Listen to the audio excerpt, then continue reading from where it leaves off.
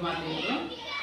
ಈ ಶಾಲೆ ಸ್ಥಾಪನೆಯಾದ ವರ್ಷ 1879 ಮತ್ತು ಇಲ್ಲಿ ಮಕ್ಕಳ ಸಂಖ್ಯೆ 440 ಮಕ್ಕಳುಗಳಿವೆ ಮತ್ತು ನಮ್ಮ ಶಾಲೆಯಲ್ಲಿ ಎಲ್ಲ ಮೂಲ ಸೌಕರ್ಯಗಳನ್ನು ಒಳಗೊಂಡಿದೆ. ಇಲ್ಲಿ ಕೆಲಸ ಮಾಡೋರು ಅಂತಂದ್ರೆ ನಮ್ಮ ಸಿಬ್ಬಂದಿ ವರ್ಗ ಅಂದರೆ 14 ಜನ. ಮುಖ್ಯ ಗುರುಗಳು ಇನ್ನೂ ಇಲ್ಲಿ ಬಂದಿರೋದಿಲ್ಲ.